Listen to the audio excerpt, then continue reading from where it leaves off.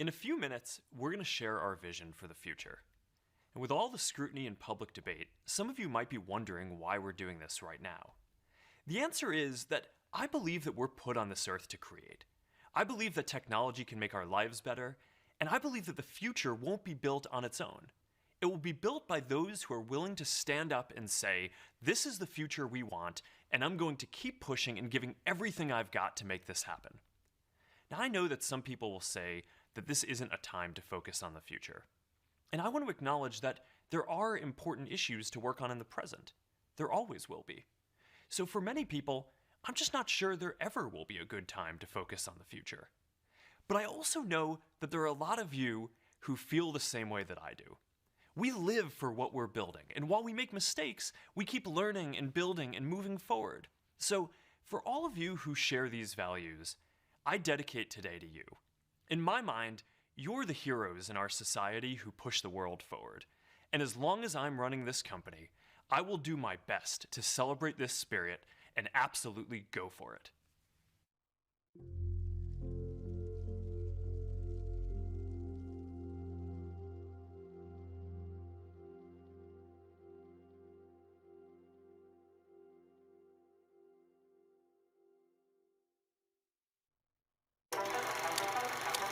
We always ask, where is the future going to take us? But the real question is, where are we going to take the future? There are no closed doors, no walls. Holy mackerel, this is unbelievable. We may have brain surgeons in Edinburgh operating on patients in New Zealand. You'll send emotions, feelings, memories.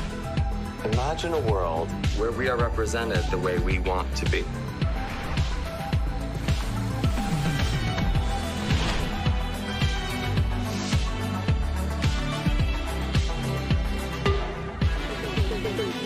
You know, in the future, it just feels like long distance won't be so distant. There's a big frontier. Where do you want to go?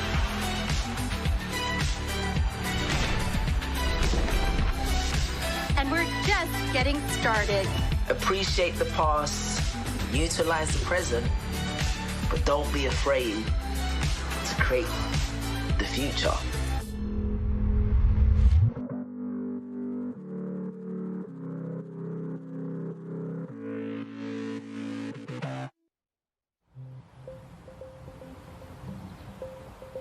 Hey, and welcome to Connect. Today, we're going to talk about the Metaverse. I want to share what we imagine is possible, the experiences you'll have, the creative economy we'll all build, and the technology that needs to be invented, as well as how we're going to all do this together. The basic story of technology in our lifetimes is how it's given us the power to express ourselves and experience the world with ever greater richness. Back when I started Facebook, that mostly meant text that we typed on computers. Then we all got phones with cameras, and the internet became much more visual. And recently, as connections got faster, video has become the main way that we experience content. We've gone from desktop to web to phones, from text to photos to video, but this isn't the end of the line. The next platform and medium will be even more immersive, an embodied internet where you're in the experience, not just looking at it. And we call this the Metaverse. And you're going to be able to do almost anything you can imagine. Get together with friends and family, work, learn, play, shop, create, as well as entirely new categories that don't really fit how we think about computers or phones today. Now, since we're doing this remotely today, I figured let's make this special. So we've put together something that I think is really going to give you a feeling for what this future could be like. We believe the Metaverse will be the successor to the mobile internet. We'll be able to feel present, like we're right there with people, no matter how far apart we actually are. We'll be able to express ourselves in new, joyful, completely immersive ways, and that's going to unlock a lot of amazing new experiences.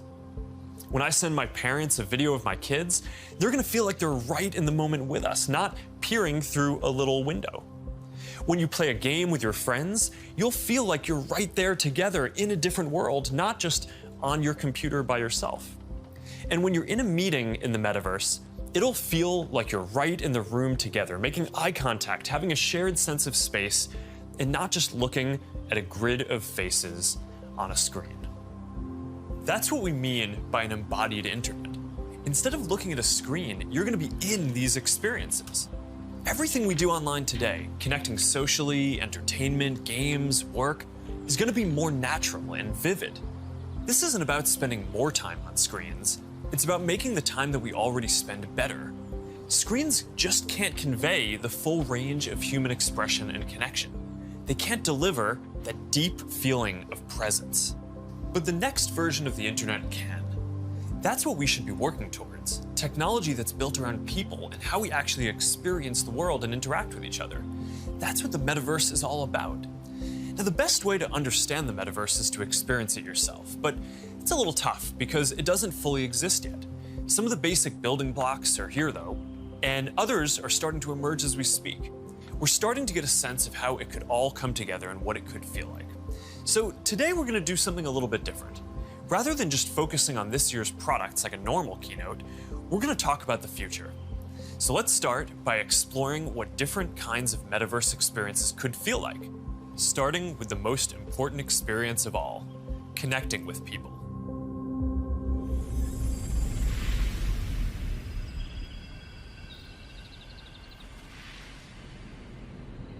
This place, it's awesome. Right? It's from a creator I met in LA. This place is amazing. Boz, is that you? Of course it's me. You know I had to be the robot, man. I thought I was supposed to be the robot. Whoa. Naomi. Let's call her. Naomi. Hey, should we deal you in? Hey. Sorry, I'm running late, but you've got to see what we're checking out. There's an artist going around Soho hiding AR pieces for people to find. 3D street art? That's cool. Send that link over so we can all look at it. This is stunning. Okay, that is something. That's awesome. Wow. I love the movement. Wait, it's disappearing. This is amazing.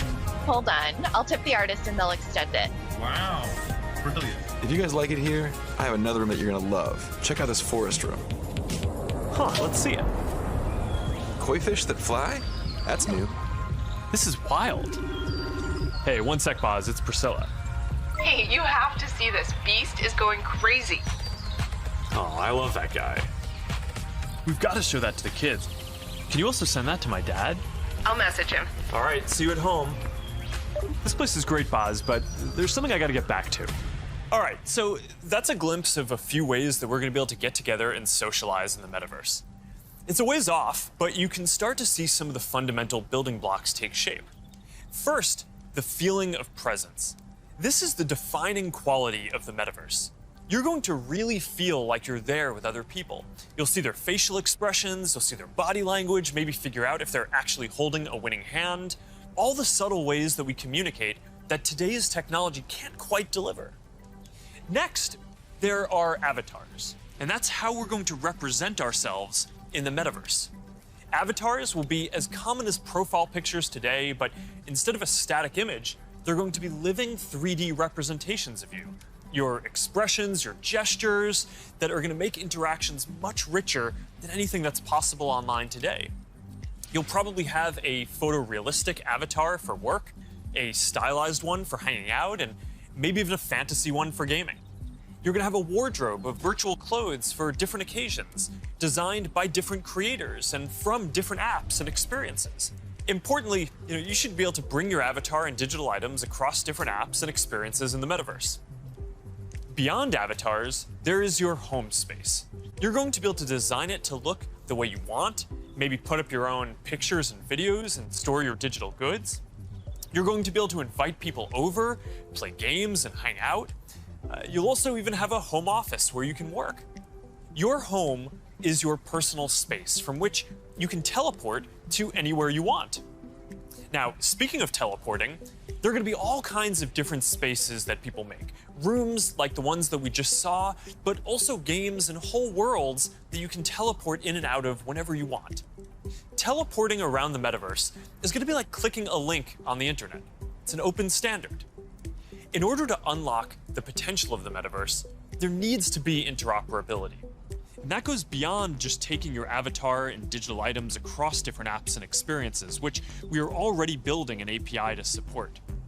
You want to know that when you buy something or create something, that your items will be useful in a lot of contexts, and you're not going to be locked into one world or platform.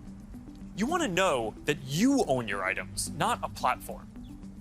Now, this is going to require not just technical work, like some of the important projects that are going on around crypto and NFTs in the community now. It's also going to take ecosystem building, norm setting, and new forms of governance, and this is something that we're really going to focus on. Privacy and safety need to be built into the metaverse from day one. You'll get to decide when you want to be with other people, when you want to block someone from appearing in your space, or when you want to take a break and teleport to a private bubble to be alone. You're going to be able to bring things from the physical world into the metaverse. Almost any type of media that can be represented digitally, photos, videos, art, music, movies, books, games, you name it.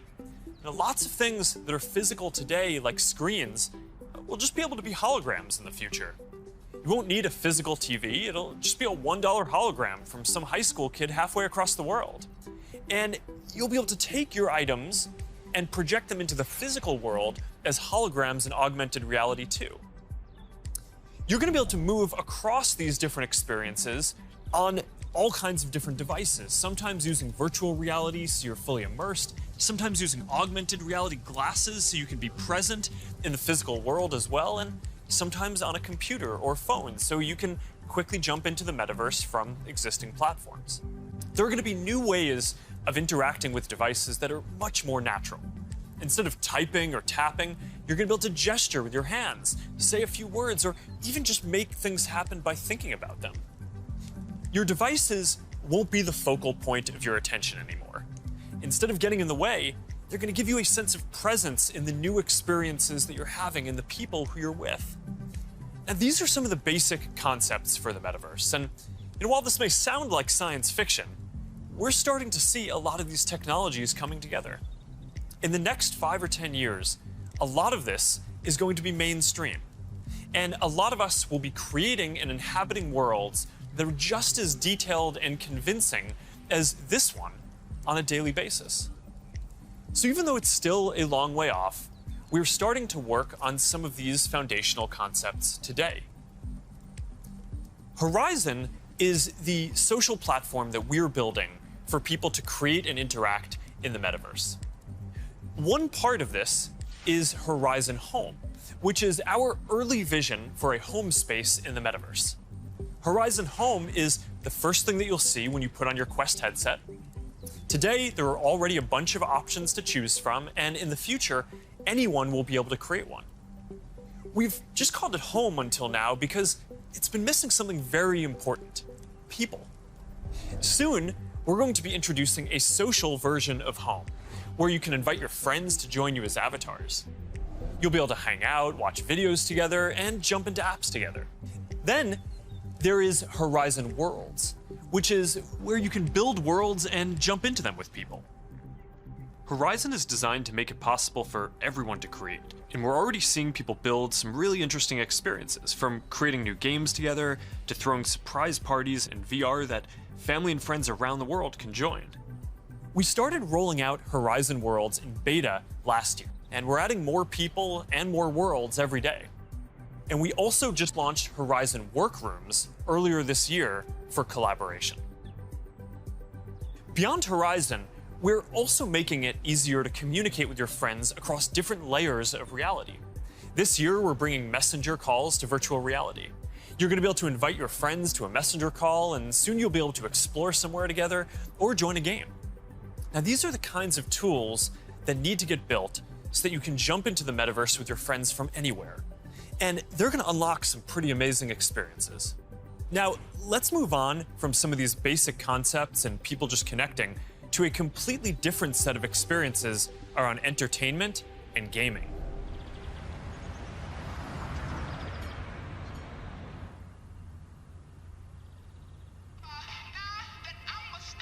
Imagine your best friend is at a concert somewhere across the world. What if you could be there with her?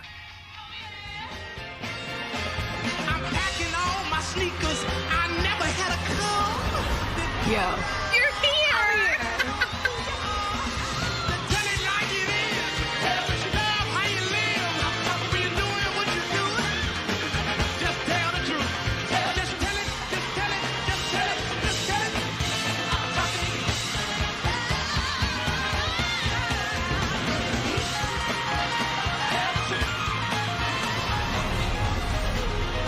After party passes? Yes!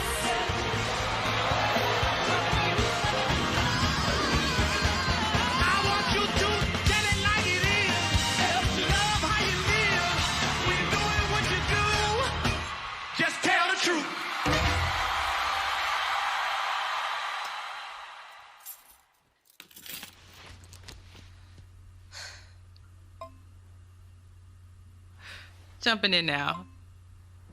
What if there was an after party that anyone could go to, no matter where they were? This is wild.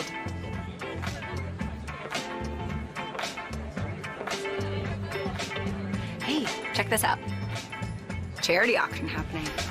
Oh, there's swag. And when you go to the after party, you could connect with other fans, hear new versions of your favorite songs, and check out the merch that just dropped. Ooh, I like that one. Well, now you've got to get it.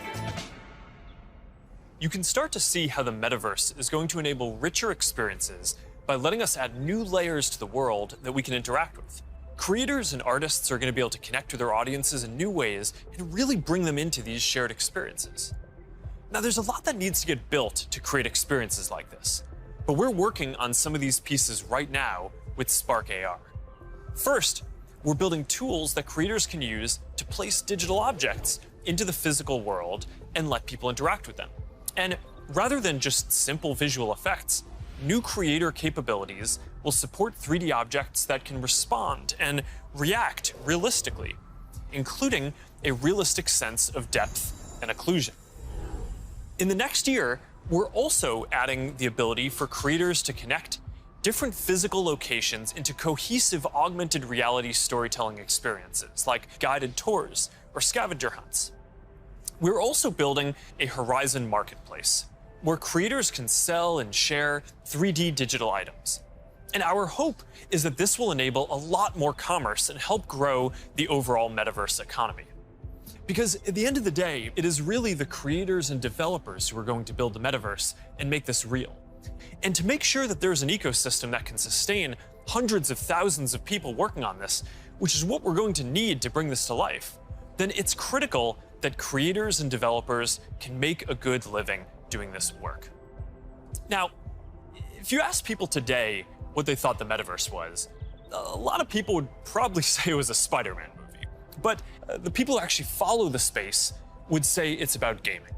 And that's because gaming provides many of the most immersive experiences, and it is the biggest entertainment industry by far. Gaming in the metaverse is going to span from immersive experiences in fantasy worlds to bringing simple games into our everyday lives through holograms. Maybe you'll play old games in new ways. So, Barcelona, huh? Well, it's not New York, but I like it.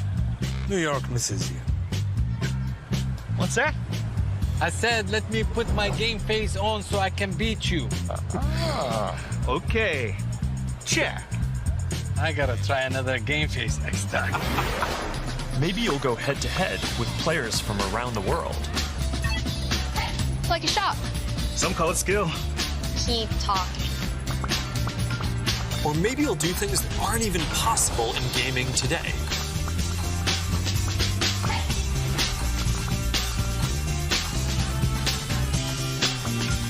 Hey, Mark, down for a VR foiling sesh? Now this is more my style. Classic look. All right. Nice. Oh, nice choice, Mark. Ready to shred. All right, here we go. Whoa. Whoa, hang in there, Mark. That's not good. Hit this section, boom. All right, backflip. Yoo-hoo. I've got an idea. Hey, where are you going? Gotta pump it to jump it. What? I didn't even know that was an option. You're not gonna catch me now. Take that, unicorn. Oh, Tube City. Kai, you're out of control. Don't worry, I'll let you win next time. All good. Oh, that was a close one. You want to go again? Maybe later. I'm gonna need a lot more sunscreen though.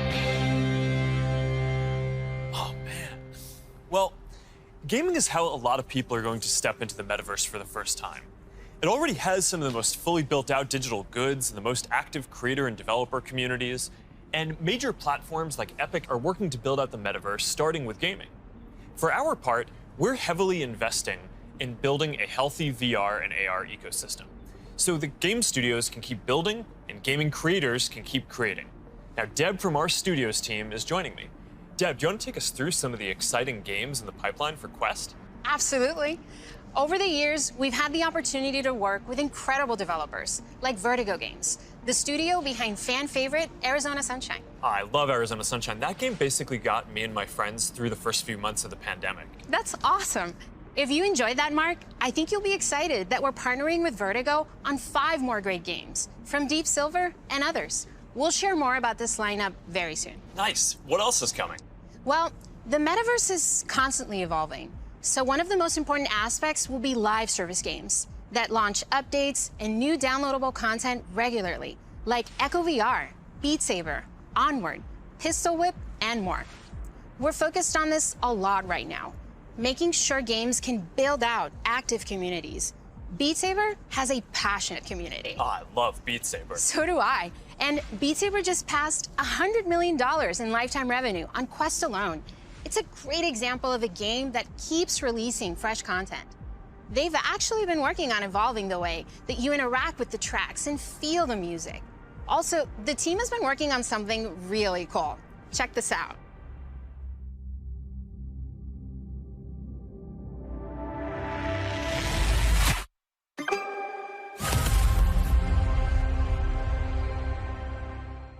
I can't wait to play this. And they keep partnering with incredible artists to release new music packs all the time. Did you play the Billie Eilish music pack last month? A little more than I should have. I probably should have been working more on this Metaverse presentation. Well, they have a great lineup of artists for 2022. And there's one more epic surprise before the end of the year. So stay tuned. Okay, have you played Population 1? I mean, yeah, I love the game so much that... For those who haven't, Population 1 is a thrilling battle royale that is only possible in VR. Since its launch at Connect last year, it has become one of the highest earning games on Quest and the biggest multiplayer FPS on the platform. You can have up to 24 people in at once for a match. We're super excited to keep launching big updates, like an all-new autumn event later in November and a Winter Wonderland update in December.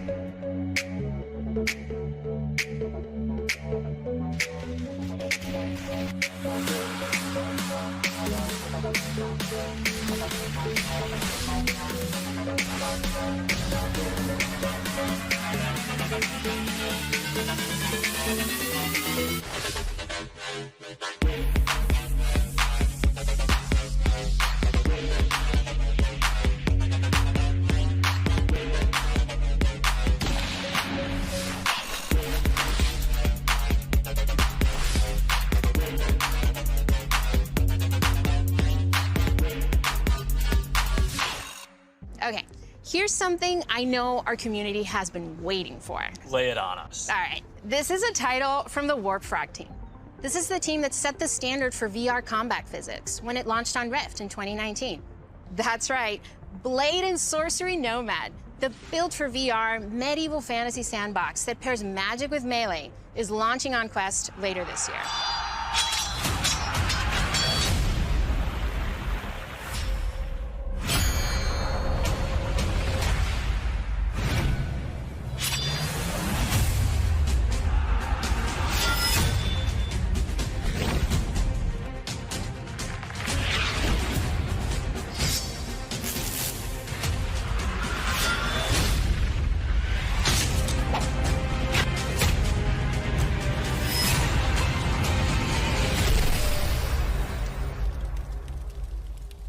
For more gaming updates, look out for the 2022 Oculus Gaming Showcase. It's going to be loaded with news you won't want to miss. But Mark, I believe you have some news for us as well. Yeah, you know, I have to say, it's really impressive to see this lineup come together over the last few years, but there's one project that I'm really looking forward to. Yeah, this is one of the all-time greats, and we've been working for years to bring it to Quest. I'm excited to announce that the Rockstar Games classic Grand Theft Auto San Andreas is in development for Quest 2. This new version of what I think is one of the greatest games ever made will offer players an entirely new way to experience this iconic open world in virtual reality. That's it, Mark. I'm moving to the Metaverse. All right, thanks, Deb. This is going to be amazing. Now, a lot of the most interesting games out there take advantage of how you can move around physically. Being able to look anywhere, move freely, it's just a fundamentally different experience from staring at a screen. This quality of being physically embodied and able to interact with the world and move around inside it, that opens up some completely new experiences that didn't really make sense before on 2D phones or computers. And one example that we are seeing take off is fitness. And speaking of that, I think it's time for my workout. A lot of you are already using Quest to stay fit. It lets you work out in some completely new ways. It's kind of like a Peloton, but instead of a bike, you just have your VR headset, and with it, you can do anything from boxing lessons to sword fighting to even dancing.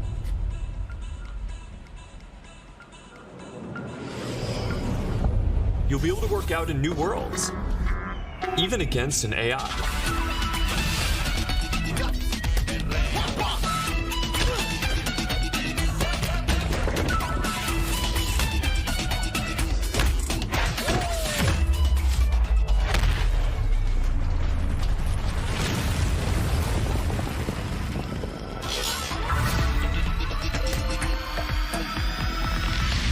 Maybe you'll get some friends together for some 3-on-3.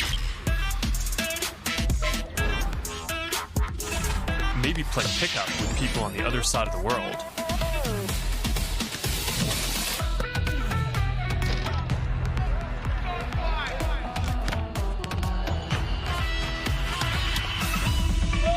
Or imagine your Facebook cycling group does an AR charity ride.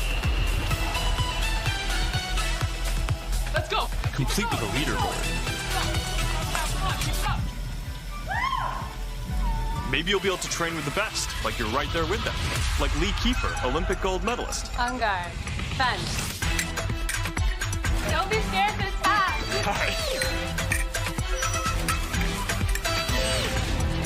You seem like a natural. Whoa. All right, that's a little too realistic. See you later, Lee. That was fun. Good job, Mark. And that's what fitness will be like in the Metaverse. Now, I think we're going to see a lot more unique experiences emerging around fitness that take advantage of the full immersion in interactive training. Speaking of which, Supernatural just added boxing to its lineup, FitXR has new fitness studios coming next year, and Player 22 by Rezzil, which is currently used by pro athletes, is adding guided and hand-tracked bodyweight exercises soon. We're making a fitness accessories pack that makes Quest 2 more comfortable with controller grips for when things get a bit intense and a facial interface that you can wipe the sweat off of, making your sessions more comfortable. And that's all coming next year. But enough with the fun and games. It's time for everyone's favorite, work. Over the last year and a half, a lot of us who work in offices have gone remote. And while I miss seeing the people I work with, I think remote work is here to stay for a lot of people. So we're going to need better tools to work together. Let's take a look at what working in the Metaverse will be like. Imagine if you could be at the office without the commute. You would still have that sense of presence, shared physical space, those chance interactions that make your day all accessible from anywhere. Now imagine that you have your perfect work setup and you can actually do more than you could in your regular work setup. And on top of all that, you can keep wearing your favorite sweatpants. Looking good. Let's get together real quick for a debrief.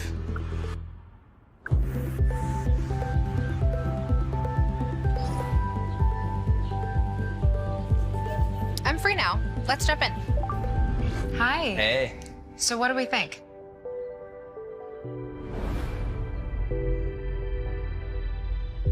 I think it's ready. Great. I'll prep it for the presentation. All right. Good luck. Imagine a space where you can tune out distractions and focus on the task at hand. And when you're ready to share what you've been working on, you can present it as if you're right there with the team. Wait, where's Mark? I think he's in the middle of something. You can already see some of these elements in Horizon Workrooms, which we launched a couple of months ago. Later this year, we plan to introduce room customization, so you can put your own logos and posters in your workrooms. We're also introducing a new office space in Horizon Home, for when you want your perfect workspace to do some focused work or just cross a few things off your to-do list. We're also announcing 2D progressive web apps for the Quest Store, and as a new developer frameworks, they're easier to build. So you can drop in and check on a work project while you're in VR using services like Dropbox, Slack, or stay connected with Facebook and Instagram. This starts bringing more of your 2D internet services into the metaverse. And as we've focused more on work, and frankly, as we've heard your feedback more broadly, we're working on making it so you can log into Quest with an account other than your personal Facebook account. We're starting to test support for work accounts soon, and we're working on making a broader shift here within the next year. I know this is a big deal for a lot of people.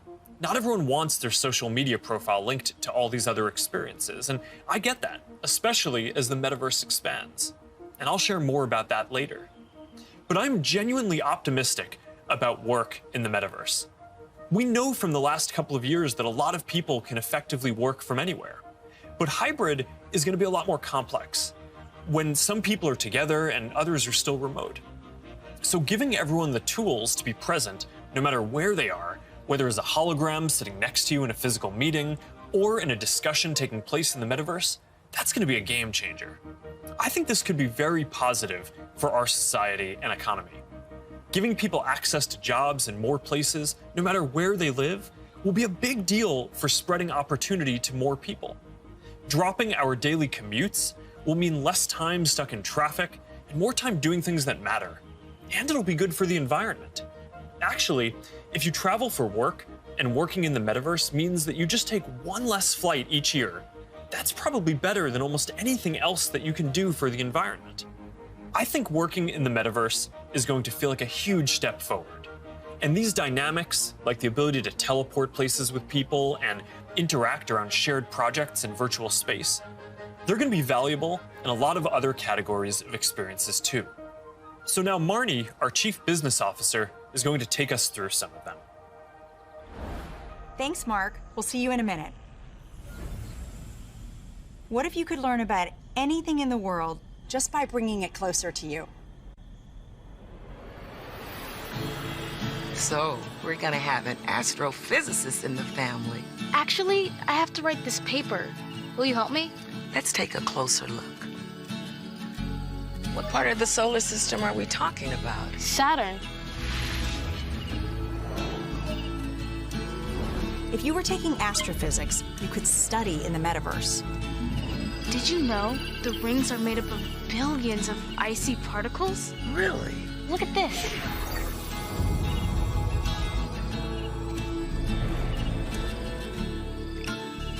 You ready to do that paper now, right? Yeah.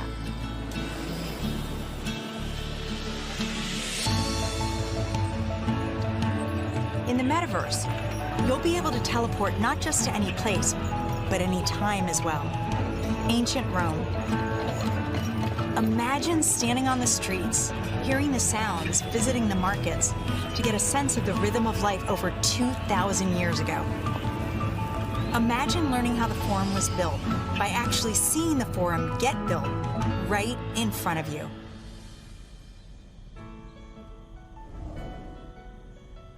Hi, everyone. I'm Marnie Levine. In the metaverse, learning won't feel anything like the way we've learned before. With a headset or glasses, you'll be able to pull up schematics if you're studying, or maybe even the service manual for a vehicle you're learning to repair. Let's say you're a med student or a doctor. With apps like OSO-VR, you can learn new techniques in surgery firsthand, practicing until you get it right. Or, if you're studying Earth science, you could swim through the Great Barrier Reef, get up close to Earth's mightiest insects with your instructor, David Attenborough, whose VR documentary is playing now in Oculus TV. This is a world of intrigue, a world of wonder, a secret world hidden to the human eye. Explore the extraordinary world of Micro Monsters 3D with me, David Attenborough. This is just one of the ways we're going to learn in the future. But in order to get there, we're going to need to help build the skill sets of the people who build these experiences. So we're setting aside $150 million to train the next generation of creators to build immersive learning content and increase access to devices. And to help more creators make a living building AR effects using Spark AR, we're going to establish a professional curriculum and certification process, make it easier to monetize, and put our Spark AR curriculum on Coursera and edX. Thanks, Marnie. So that's a glimpse of the kinds of experiences that you might have in the metaverse. From connecting with friends, to gaming and entertainment, to work and education, and creation and commerce. Now, let's talk about how creators and developers are going to build all of this, and about the economy that we all need to create. The last few years have been humbling for me and our company in a lot of ways. One of the main lessons that I've learned is that building products isn't enough. We also need to help build ecosystems so that millions of people can have a stake in the future, can be rewarded for their work, and benefit as the tide rises, not just as consumers, but as creators and developers. But this period has also been humbling because as big of a company as we are, we've also learned what it is like to build for other platforms. And living under their rules has profoundly shaped my views on the tech industry. Most of all, I've come to believe that the lack of choice and high fees are stifling innovation, stopping people from building new things, and holding back the entire internet economy. We've tried to take a different approach. We want to serve as many people as possible, which means working to make our services cost less, not more. Our mobile apps are free. Our ads business model is an auction which guarantees every business the most competitive price possible. We offer our creator and commerce tools either at cost or with modest fees to enable as much creation and commerce as possible. And it's worked. Billions of people love our products. We have hundreds of millions of businesses on our platform, and we have a rapidly growing ecosystem and a thriving business. That's the approach that we want to take to help build the metaverse too. We plan to continue to either subsidize our devices or sell them at cost to make them available to more people. We'll continue supporting sideloading and linking to PCs so consumers and developers have choice rather than forcing them to use the Quest store to find apps or reach customers. And we'll aim to offer developer and creator services with low fees in as many cases as possible so we can maximize the overall creator economy, while recognizing that to keep investing in this future, we'll need to keep some fees higher for some period to make sure that we don't lose too much money on this program overall. After all, while a growing number of developers are already profitable, we expect to invest many billions of dollars for years to come before the metaverse reaches scale. Our hope, though, is that if we all work at it, then within the next decade, the metaverse will reach 1 billion people, host hundreds of billions of dollars of digital commerce, and support jobs for millions of creators and developers. We'll try to lay out how some of this commerce model will work, but I also want to be upfront about the fact that there's a ton that we just don't know yet. What I can tell you, though, is that we are fully committed to this. It is the next chapter of our work, and we believe for the internet overall. And our strategy and track record show that we will do everything we believe is sustainable to grow the community, the creator economy, and the developer ecosystem. And to tell us more about all of that, here's Vishal, our head of Metaverse products. Thanks, Mark. As you said, our approach is to serve as many people, creators, and businesses as we can by keeping fees as low as possible and offering choice. As a company, we have been investing in commerce and creators for many years. But let me take a moment and explain how this will all come to life in the metaverse. For people, the metaverse will offer more choice than we've ever seen before. And most importantly, there will be a real sense of continuity where the things you buy are always available to you. Today, much of what you buy on the internet is inside a single app, website, or game. You might buy a custom skin for your gaming avatar, but you can't take it with you when you move to a new space. In the physical world, that would be the equivalent of buying your favorite sports team's jersey and never be able to wear it outside the stadium. In the future, you will be able to buy digital clothes for your avatar and then wear them into the metaverse more broadly. For creators, our goal is to provide a way for as many creators as possible to build a business in the metaverse. One thing we've learned from today's digital platforms is that we can't artificially limit innovation. We need to enable as many different types of creators as possible to unlock the best ideas. There will be many different kinds of creators in the metaverse. Creators who make digital objects, creators who offer services and experiences, and those who build entire worlds like game creators do today. We also want creators to have the biggest possible audiences. If a creator designs a signature effect to surround avatars, their fans should be able to buy it and then visit different spaces to show it off to their friends. Frankly, if a creator builds any experience, all of their fans should be able to enjoy it. Businesses will be creators too, building out digital spaces or even digital worlds. They'll sell both physical and digital goods, as well as experiences and services. And they'll be able to use ads to ensure the right customers find what they've created. Speaking of buying things, we're also exploring new types of ownership models and entitlements to ensure people feel confident that they actually own something. This will make it easier for people to sell limited edition digital objects like NFTs, display them in their digital spaces, and even resell them to the next person securely. In short, the metaverse will remove many of the physical constraints we see on commerce today and make entirely new businesses possible. While this is very exciting, the metaverse is all about co-creating. We're building this together with creators, developers, and entrepreneurs. So today, I've asked Jackie Aina to join me to start a conversation about what might be possible. Jackie is a beauty creator who launched her own lifestyle brand on Instagram called Forever Mood, where she sells candles with scents like cuffing season and partners with major brands on makeup drops. So let's meet Jackie in her space. Here we are in this digital space, totally inspired by you and all the things that you love. Jackie, I've been such a big fan of yours for such a long time. Tell me a bit about how you got started in social media. So, rewind back to 2009.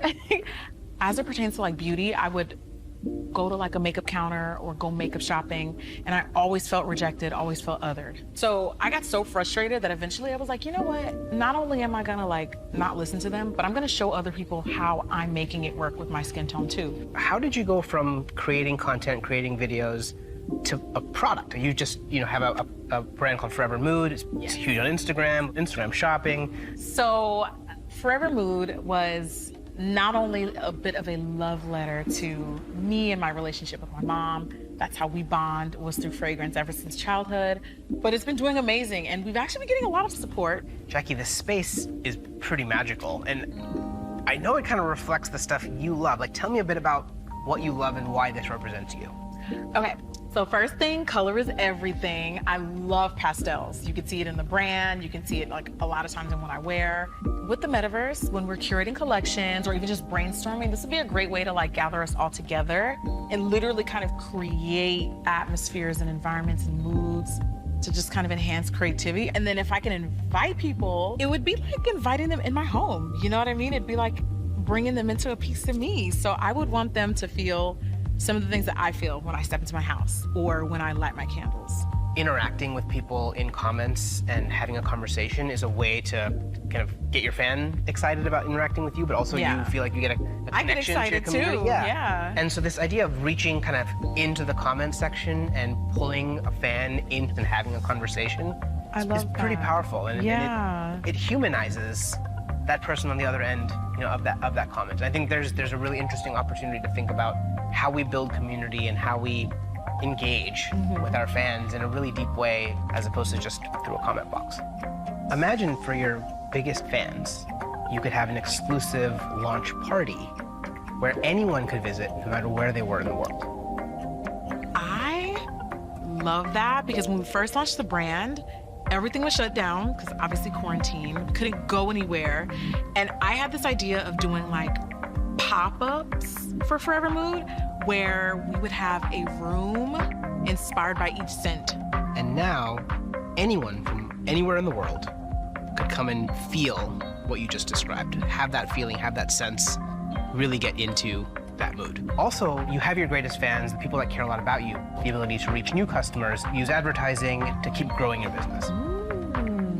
You could also drop an exclusive product in the metaverse, where only available to your most ardent fans who paid special access to get to that product. That's dope. Commerce is going to be a big part of the metaverse. You'll be able to sell both digital and physical products. The butterfly effect transports us someplace magical.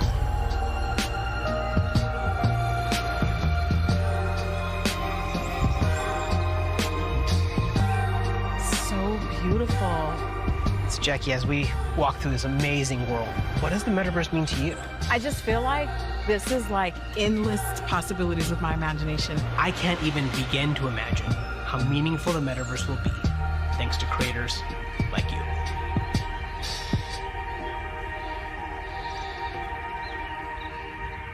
There's a lot here to be excited about. Just like the internet today, more people are going to have the freedom to find a business model that works for them, whether that's custom work, tipping, subscriptions, ads, or other monetization tools that may only make sense in the metaverse. Now think about how many people make a living on the internet today, and how many of those jobs just didn't even exist a few years ago. I expect that the metaverse is going to open up lots of opportunities for people in the exact same way. Now, we have confidence in this general direction, and we're investing significantly in building for this future, but the reality is that no one knows exactly which models are going to work and make this sustainable. So we're going to approach this with humility and openness, and we're going to work with anyone whose efforts will help bring the metaverse to life. So now Boz is going to join us to talk about what people are already building for the metaverse and what kinds of tools we can create to help out. Hey Boz, I'm still kind of jealous of your robot avatar. Yeah, man, you gotta have the robot when you're working your dance moves, right? I mean, of course. Look, Mark, we've been working on Facebook Reality Labs for a long time, but we always kept the same vision, which is that we want to build tools that help people feel connected anytime, anywhere. And that vision is what drives us today, to help people get together in virtual spaces. We've come a long way since the early days of VR, thanks to the developers and the creators who see the potential to entertain and to educate.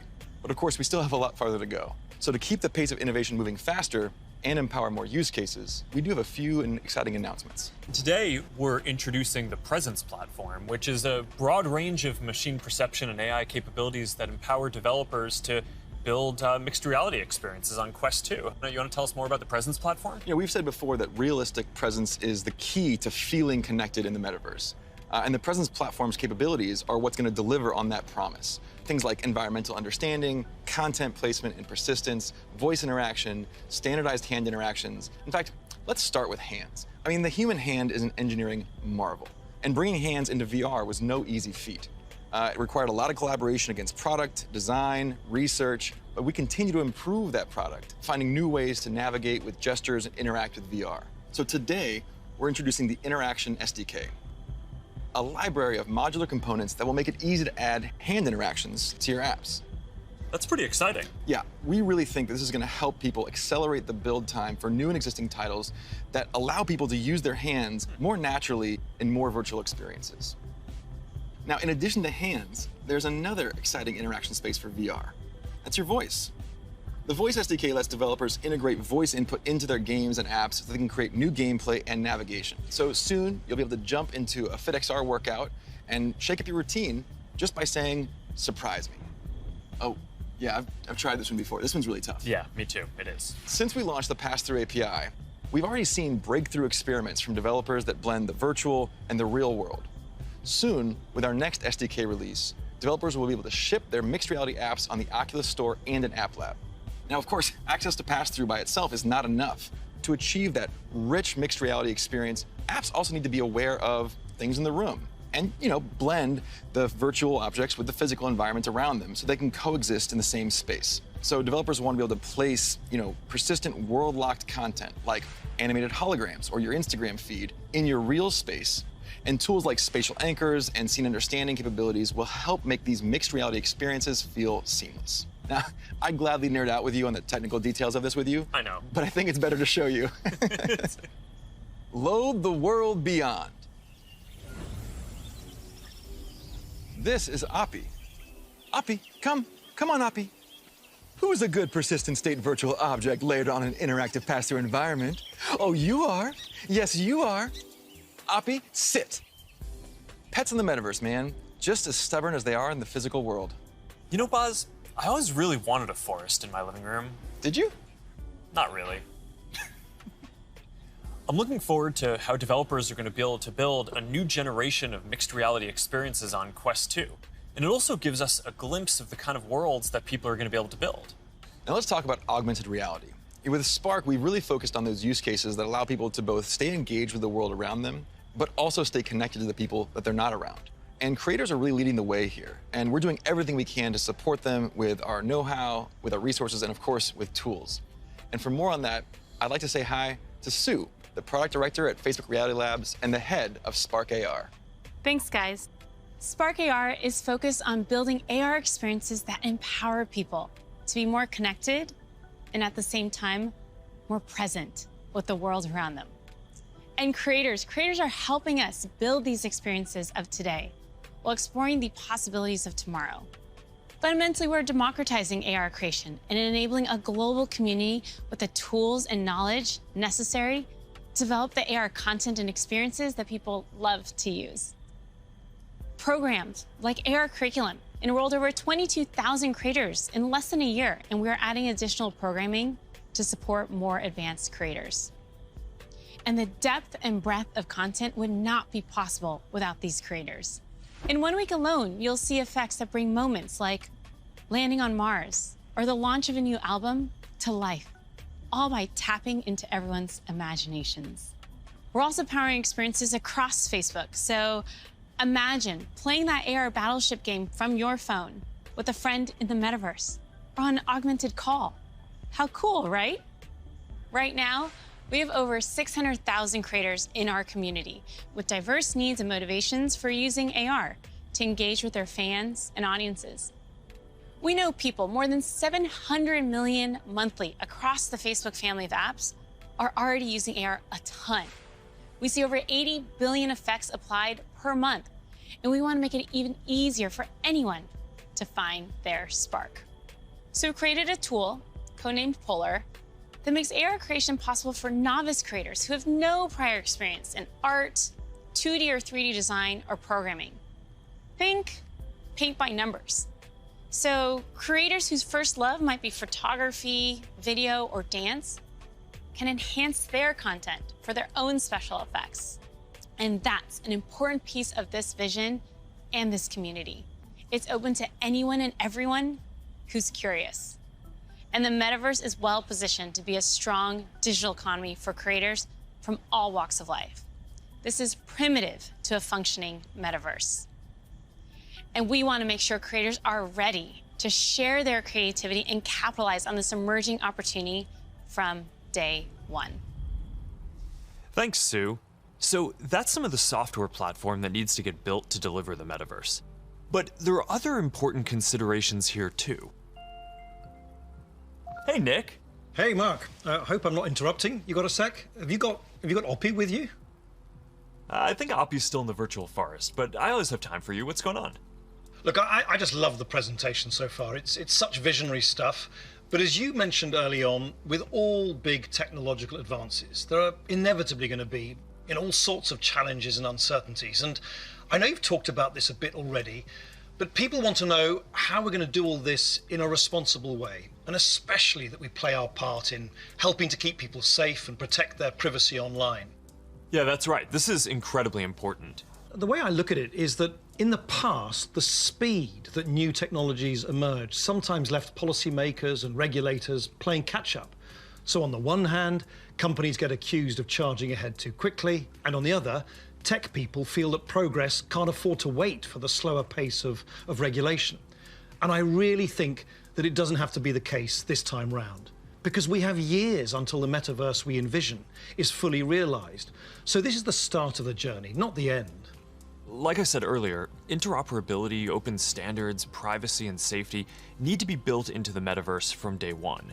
And with all the novel technologies that are being developed, everyone who's building for the metaverse should be focused on building responsibly from the beginning. This is one of the lessons that I've internalized from the last 5 years. It's that you really want to emphasize these principles from the start. So at Connect last year, Boz outlined our responsible innovation principles, and the first one was never surprise people. Right, and that means being transparent about how things work, what data is collected, and how that data is used over time. It also means giving people easy-to-use safety controls, as well as age guidance and parental controls for when youngsters are using these products. And we're spending a lot of time talking with experts and getting perspectives from outside the company on what we're building, even before we build it. And this is about designing for safety and privacy and inclusion before the products even exist. And one example is what we're doing with Project Aria, our research device that helps inform the AR glasses that we're building. We're also funding external research on this. You know, last year we announced grants for research on the impact of AR, VR, and smart devices on people who aren't currently using them, especially communities whose perspectives have often been overlooked, as well as best practices for creating inclusive environments in virtual spaces. And this year, we're opening up support for even more research because we need those independent perspectives to make sure that we're living up to another one of our principles, consider everyone. And that point is so important because this is a collaborative exercise. And in particular, we need to make sure the human rights and civil rights communities are involved. So these technologies are built in a way that's inclusive and empowering. One of the advantages of starting right now is that we can collaborate with people at the very early stages of development, like what we're doing through the new fund that you announced a few weeks ago. Yeah, the XR Programs and Research Fund. It's a 2-year, $50 million investment in programs and external research with organizations all over the world, like Howard University, Women in Immersive Tech, Africa No Filter, and universities in Seoul, Hong Kong, and Singapore. And this is crucial because, as we've said, the metaverse isn't something we're building so much as it's something we're building for. Across the industry, we need to bring that same imagination and commitment to building for interoperability, openness, safety, and privacy as we do for all the other product aspects of the metaverse. These have to be fundamental building blocks, just like the other software and experiences that we've been talking about. Right. All right, thanks, Nick. So, one thing that we haven't talked about much yet is the future of hardware that will help bring the metaverse to life. We're working on multiple new products to advance the state of the art, unlock richer social interactions, and make it a lot easier to be productive. That must be Angela, our head of VR devices. Hey, Angela. Hey, Mark. Is that what I think it is? I sure hope it is. All right, come on in. So, what do you think is the most exciting thing that we're working on right now? That's hard to say. You know, we have such an exciting pipeline. But next year, we are releasing a new product that will push the boundaries of VR even further. We've codenamed it Project Cambria. So this isn't the next Quest. It's going to be compatible with Quest, but Cambria will be a completely new, advanced, and high-end product, and it'll be at the higher end of the price spectrum, too.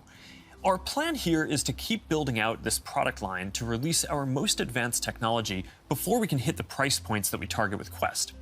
All right, so let's talk about some of the new advances here. Yeah, sure. There's a ton of new tech going into Cambria. For example, your avatar will be able to make natural eye contact and reflect your facial expressions in real time.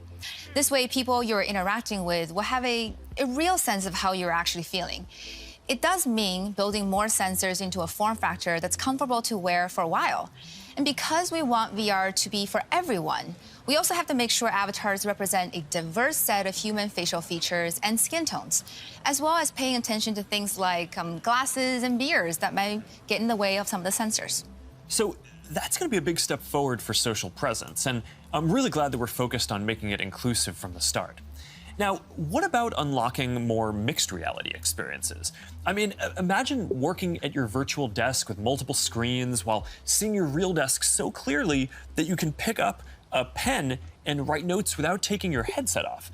Or, you're doing a workout with a virtual instructor in your living room. It's going to be so cool. We're already seeing the potentials of these kinds of experiences today as people are building for our pass-through API. But with Cambria, we'll be taking this to the next level with high-resolution, colored, mixed reality pass-through. We essentially combine an array of sensors with reconstruction algorithms to represent your physical world in the headset with a sense of depth and perspective. Now, we're still a ways away from exactly matching what our eyes see in the physical world, but we're pretty encouraged by how far we've been able to advance the pass-through experience so far. Definitely, but we also need to push the visuals to the next level. So let's talk about the progress that we're making on optics. Yeah, we're pushing the limits of display technology and form factor with something called Pancake Optics. They essentially work by folding light several times over to achieve a slimmer profile than current lenses. Now, with several optical layers, we'll need to precisely control every aspect of design and fabrication to achieve that high-quality, artifact-free display and really just deliver the best optics ever in one of our headsets. That's pretty awesome. But let's make sure that we leave some of the good stuff for next year's release, too. All right, now, I'm excited to keep building out this new product line over future generations so we can keep getting our most advanced technology into people's hands even before we can get it into our Quest product line. That's our goal. We're starting to work with developers to build experiences for Cambria as we speak, and we're looking forward to sharing so much more with y'all next year. Sounds good. Now, beyond virtual reality, we are also focused on the hardware to make true augmented reality possible. In a lot of ways, augmented reality is even harder. Not just because we need to invent a completely new optical stack that's not based on screens, but because we basically need to fit a supercomputer into a pair of normal-looking glasses. So we're approaching this problem from two directions. First, how much technology can we pack into a pair of normal, great-looking glasses today? And second, how do we take the long-term tech stack to do everything and keep miniaturizing and improving it until it fits into a pair of normal, good-looking glasses? On the first path, last month we launched Ray-Ban Stories, our first smart glasses in partnership with EssilorLuxottica. They're not full AR glasses yet, but they let you take pictures and videos, listen to music, and take phone calls while you're out looking at the world instead of down at your phone. And we built leading privacy features into the glasses, like the LED light whenever you're recording, which phones don't even have. And we delivered this in the iconic Ray-Ban style for just $299. These are all steps along the path to an embodied internet. But the ultimate goal here is true augmented reality glasses, and we've been working on that too. And today, I want to show you an experience that we've been working on for Project Nazare, which is the codename for our first full augmented reality glasses. Here, you'll see you're chatting with friends on WhatsApp and planning a game night. You can select a game, and then, as you walk over to your kitchen, you can easily just put your game onto the table and you're off. And that's the kind of experience that augmented reality will unlock. There's a lot of technical work to get this form factor and experience right. We have to fit hologram displays, projectors, batteries, radios, custom silicon chips, cameras, speakers, sensors to map the world around you, and more into glasses that are about 5 millimeters thick. So we still have a ways to go with Nazare, but we are making good progress. I'm excited about our future roadmap, but even that's still early in a journey that's going to go on for decades. Immersive all-day experiences will require a lot of novel technologies. And for the last 7 years, our research team has been working on a broad array of technologies that are necessary for these next-generation platforms. Michael Abrash leads this team, and he's going to join me to talk about some of the future technology that we're developing. Hey, Michael, do you want to take everyone through our roadmap? Sure. That covers a lot of ground, though. It's going to take about a dozen major technological breakthroughs to get to the next-generation metaverse, and we're working on all of them. Displays, audio, input, haptics, hand tracking, eye tracking, mixed reality sensors, graphics, computer vision, avatars, perceptual science, AI, and more. Yeah, you're right. That's a lot. We probably only have time for a couple right now. You want to pick a few? Well, I think the metaverse is really going to be first and foremost about connecting people, so I'd say let's start with avatars. Yeah, I agree. The goal here is to have both realistic and stylized avatars that create a deep feeling that we're present with people. Exactly, and we've shown Kodak Avatars before. Well, what can your face do? Can you show us? Well, I've always hoped you would ask me that question. And it's a remarkable experience to see Kodak Avatars in VR. and photorealistic avatars will be a huge breakthrough. But they're only part of the picture. Yeah, because you're not always going to want to look exactly like yourself. That's why people shave their beards, dress up, style their hair, put on makeup, or get tattoos. And of course, you'll be able to do all of that and more in the metaverse. So this next video shows how we're making progress on part of that with hair and skin rendering and relighting for 3D avatars. She's going for a medical field. I think she was interested into... Now, I want to point out this technology is still very definitely research, but it shows the really high level of fidelity that avatars are ultimately going to need to reach. Notice that you can see the individual pores on his skin. Now, clothing is another important way to express yourself. And whether you want to simulate your actual garments, say you're making a quick call with your grandmother, or maybe you just want to be wearing a stylish blue Oxford shirt like me, you're going to need the ability to simulate clothing. So here's an early look at hand-cloth interaction. And you can see how the movement of the cloth when the hand touches and stretches it is really remarkably accurate. Now, to use your avatar to teleport to a meeting or sit down for a chat in the metaverse, you'll also need realistic virtual spaces to be with people in. So let's look at that. Contrary to how this looks, this is actually not a video of the physical world. It's a 3D reconstruction of a mock apartment, which I guess just became clear when that bowl took off by itself. Exactly. So what you can see here is that a researcher is moving around various objects on the right, and then on the left you can see the high-fidelity real-time rendering of the space in the moving objects on the left without the researcher. So what's critical here is that this is all happening in real time. That's what's novel here, and that's what differentiates it from CGI. So what we've seen so far is pretty awesome, but we all know what we want. We want the whole package, a full-body avatar in a virtual environment, so you're just there. Last year, we showed our very first full-body Kodak Avatar at Connect. Here to tell you more about our progress since then is Yasser Sheikh. Hi there. My name is Yasser, and I direct the Facebook Reality Research Lab in Pittsburgh. Well, that's not completely true. What you're seeing is actually a rendering of my pre-recorded Kodak Avatar. Over the past couple of years, we've made quite a bit of progress with Kodak Avatars. My avatar can now look left, look right, look up, look down, make facial expressions. Here, you can see Elaine is in VR on the right. You can see her view of Yasser's avatar and the reconstructed real-world space that it's in on the left as she moves around the avatar. What you see on the left is an entirely virtual reconstruction. This gives you a sense of a future in which you'll be able to interact with another person's realistic avatar in virtual reality in real time. Now, preventing others from using your avatar will be critical. That's why, even though this is early stage research, we're already thinking about how we could secure your avatar, whether by tying it to an authenticated account or by verifying identity in some other way. All right, so we've talked about what we're going to be able to see, but of course, we also want to be able to actually do things in the metaverse. And while seeing your hands in VR and manipulating virtual objects is a big step forward towards that, then we're going to need an even easier and more intuitive way to interact with virtual content when you're on the go wearing AR glasses. And we believe that neural interfaces are going to be an important part of how we interact with AR glasses. And more specifically, EMG input from the muscles on your wrist combined with contextualized AI. It turns out that we all have unused neuromotor pathways, and with simple and perhaps even imperceptible gestures, sensors will one day be able to translate those neuromotor signals into digital commands that enable you to control your devices. It's pretty wild. So let's take a look at what EMG input is going to be able to do and where we are with it today. This video shows some of the ways that we think that wrist-based neural interfaces can provide an important input tool for AR glasses. So at first, that input is going to just be around enabling basic gestures, click, scroll, select.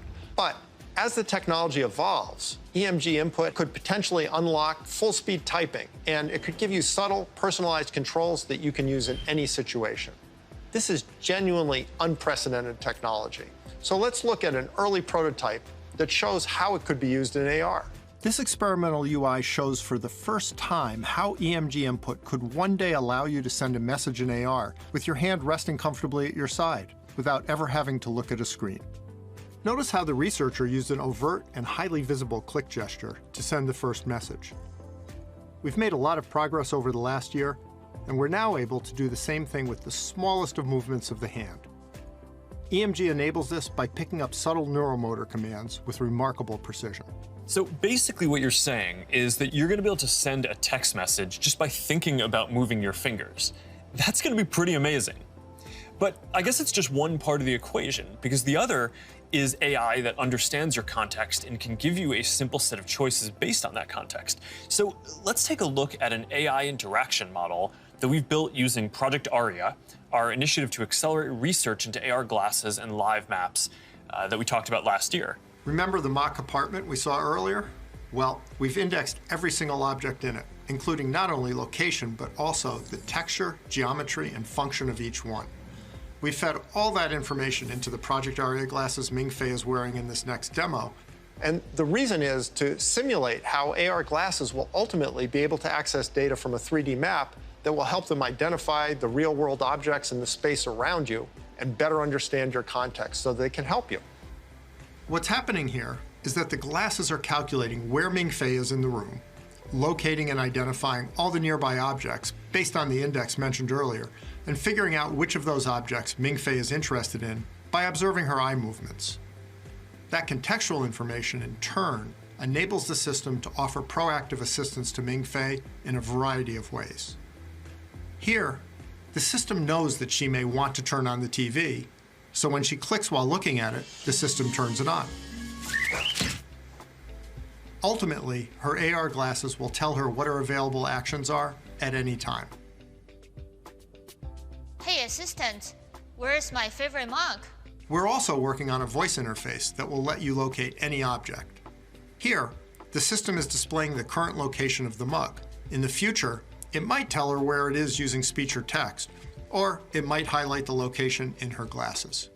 Really, it's an early look at the sort of intuitive, low-friction interface that AI plus EMG input will enable in the future. This is how we'll all be interacting one day. Thanks, Michael. That was awesome. All right, so I hope that gives you a sense of some of the technical challenges that we're working on to deliver deep and immersive experiences in the metaverse. A lot of what we've shown today isn't going to be available in the next year or two. Some of this is still a long way off. But this is some of the most exciting stuff that I've ever gotten to work on, and I'm just incredibly energized to be on this journey with all of you. And there's one more thing that I want to tell you about today. I believe the metaverse is the next chapter for the internet, and it's the next chapter for our company too. So I've been thinking a lot about what this means for our company and who we are as we embark on this journey. We're a company that focuses on connecting people. While most other tech companies focus on how people interact with technology, we focus on building technology so people can interact with each other. One of the reasons I started Facebook was that at the time you could use the internet to find almost anything. Information, news, movies, music, shopping, except for the thing that matters most of all, people. Today, we are seen as a social media company. But in our DNA, we are a company that builds technology to connect people. And the metaverse is the next frontier, just like social networking was when we got started. Facebook was born in a specific time and place, a college campus, the web. It was what we could build at the time to put people back into our experience of technology. But connecting people was always much bigger.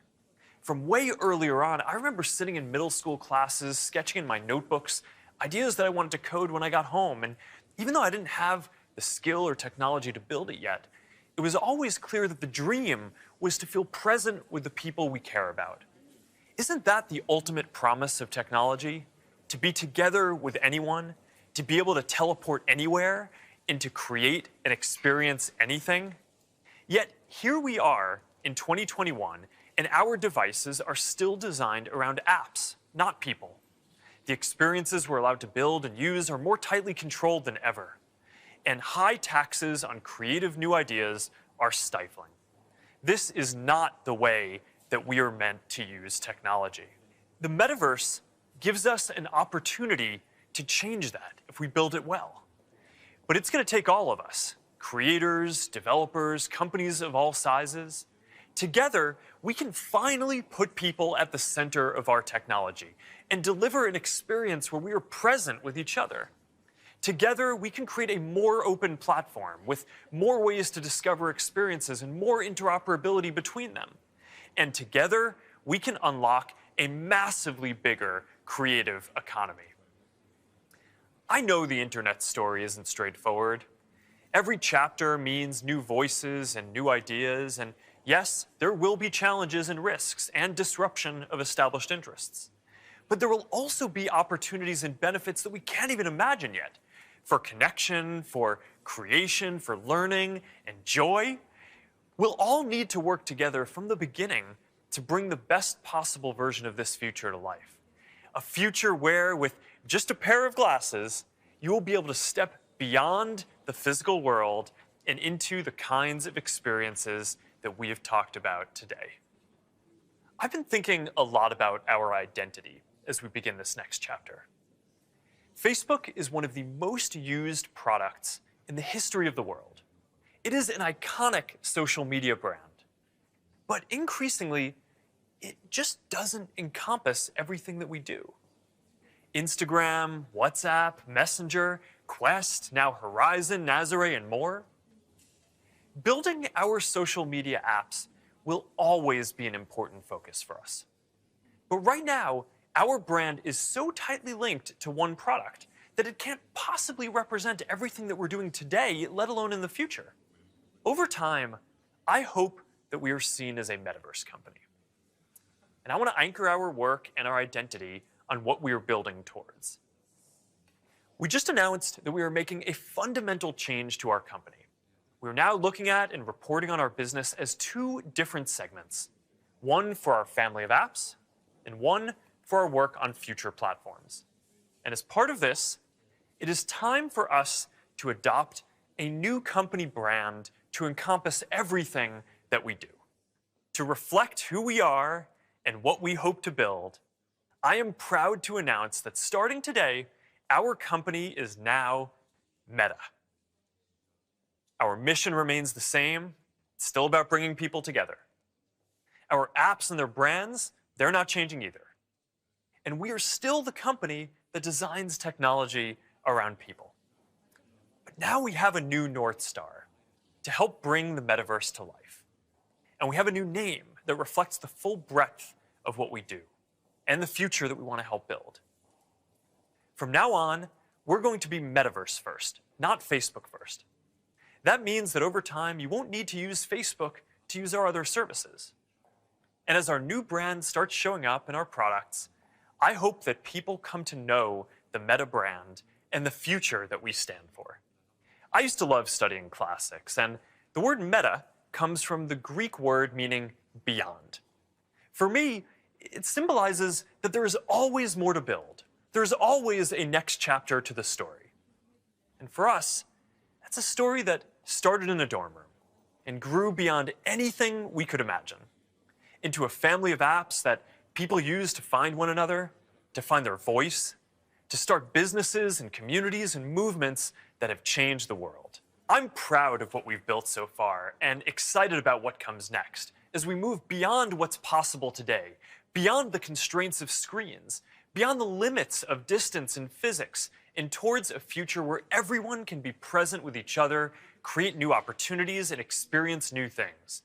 It's a future that is beyond any one company, that will be made by all of us. We've built things that have brought people together in new ways. We've learned a lot from struggling with social issues and living under closed platforms. And now it is time to take everything that we have learned and help build the next chapter. I am dedicating our energy to this more than any other company in the world. And if this is the future that you want to see, then I hope that you will join us.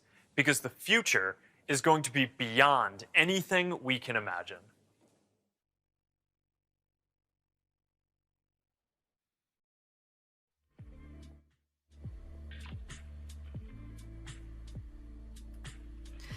Wow, wow, wow. I hope everyone was sitting down for that announcement. Never a dull moment around here, and I, for one, am already planning how I'll decorate my high-rise in the metaverse, and also updating my business cards. Does anyone actually use those anymore? No? Just me? Okay. Well, what a way to kick things off. And now, to you, our community of creators, developers, and friends, welcome to Connect 2021. I'm Melinda Davenport.